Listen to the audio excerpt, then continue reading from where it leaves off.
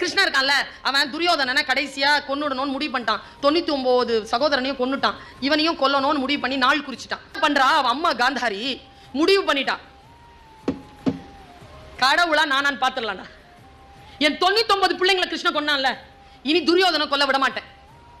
அவனா நானா நல்லா தெரிஞ்சுக்கோங்க. கடவுள் கூட அம்மா முன்னால நடுங்கித்தான் போவான். அம்மாவை கடந்து போக முடியாதுங்க, நல்லா தெரிஞ்சுக்கோங்க. அம்மாவை கடந்து போக முடியாது, குழந்தை பக்கத்துல வர முடியாது. கரப்பாம்பூச்சிக்கு பயப்படுறவ புள்ள பக்கத்துல பாம்பு வந்துச்சுன்னா பாம்பை பிடிச்சிருவாங்க. அவதான் அம்மா. பாம்பை பிடிச்சி தூக்கி சவட்டி போட்டுருவான் அந்த பக்கம். அந்த பிள்ளை என்ன தெரியுமா பண்ணா, கூப்பிட்டான், வாடா அம்மா கூப்பிடுறான்னு சொல்லி கூப்பிட்டு வாடா. துரியோதன் வந்தான். நாளைக்கு அவனுக்கு சாவு தேதி குறிச்சிட்டான் கிருஷ்ணன். பொறுமையில் சிறந்த பூமியும் உண்டு, பூமியை விஞ்சும் தாய்மனம் உண்டு. கோவிலில் ஒன்று, குடும்பத்தில் ஒன்று, கருணையும் தாய்மையும் கடவுளும் ஒன்று.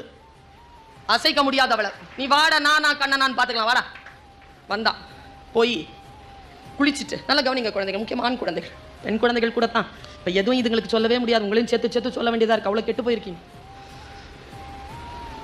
வாடா, ட்ரெஸ் ஒண்ணுமே இருக்க கூடாது. நான் பெற்றெடுக்கும் போது என் உடம்புல இருந்து நீ வெளியில வந்தல, அப்ப எப்படி இருந்தியோ அப்படியே வா, குளிச்சுட்டு வா.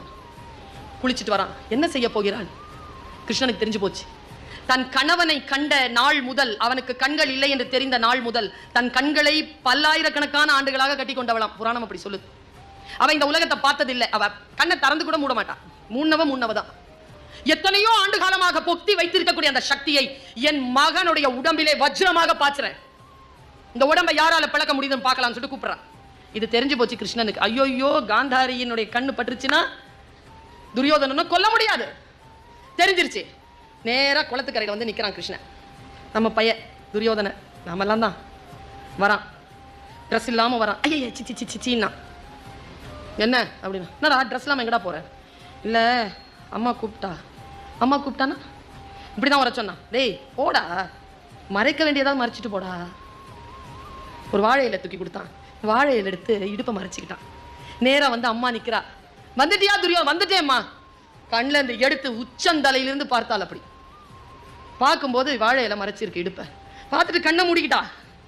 தவறு செய்து விட்டாயே துரியோதனா, அந்த கண்ணன் வஞ்சித்து விட்டானே, நான் எப்படி பிள்ளை இல்லாமல் தவிக்க போகிறேனோ. கண்ணனும் யாருமற்ற அந்த வனாந்தரத்தில் அனாதையாக செத்து கிடப்பான்னு சாபம் இட்டுட்டு அப்படியே உட்காந்துட்டான். என்ன நடந்தது தெரியுமா? அவள் பார்வைப்பட்ட அந்த உடலில் எந்த பகுதியில் அடிச்சாலும் துரியோதனனுக்கு உயிர் போகாது. அவள் பார்வைப்படாத இடுப்புல அடிச்சா உயிர் போயிடும். இதை நான் ஏன் உங்களுக்கு சொல்றேன் தெரியுமா? தாயிடமும் தந்தையிடமும் எதையும் மறைக்காதீர்கள். எதை மறைக்கிறீர்களோ அதன் மூலமாக உங்களுக்கு வீழ்ச்சி வரும்.